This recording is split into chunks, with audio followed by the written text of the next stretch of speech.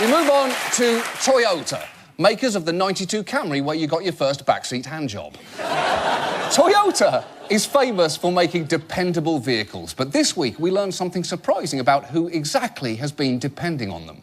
The United States wants Toyota to explain how ISIS is getting their hands on so many Toyota trucks and SUVs. Their propaganda videos show convoys made up mostly of Toyota Hilux pickups and Land Cruisers. And now ABC News has learned that a U.S. Treasury counterterrorism unit is asking Toyota to help them determine how so many of its trucks, both newer and older models, have ended up in the hands of ISIS.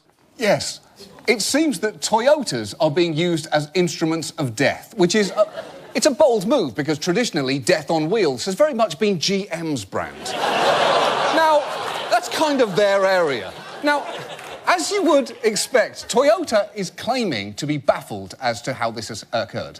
Toyota says it doesn't know how ISIS is getting its hands on these trucks. That's right, David. In a statement to ABC News, Toyota says it is not aware of any of its dealerships violating the company policy not to sell to terrorist groups. Hold on. You actually felt the need to make not selling to terrorists official company policy? Is that in the handbook under things that should go without saying? So, don't sell to terrorists, don't accept magic beans as payment, and don't sell to a cat who walks in with a ruby in its mouth. Brian, what are you trying to do, selling a Yaris to that cat with a ruby in its mouth? You can't do that, Brian. I don't care if it's a cash offer.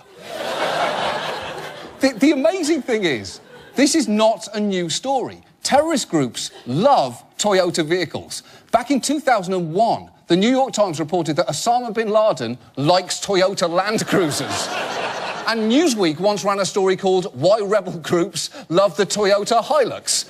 And in the light of this news this week, you would think Toyota would at least change the name of one of their cars. Incidentally, Toyota does sell a make of car called the Isis. Oh, come on, Toyota! You're giving ISIS built-in vanity plates. It seems Toyota might have a genuine problem here because by the looks of it, ISIS seems to really like their cars. Other brands like Mitsubishi, Hyundai, and Isuzu have also been spotted in these ISIS videos, but nothing even remotely close to the amount of Toyota vehicles. In fact, a former U.S. ambassador to the UN told ABC News that regrettably, Toyota has almost become part of the ISIS brand. Wow.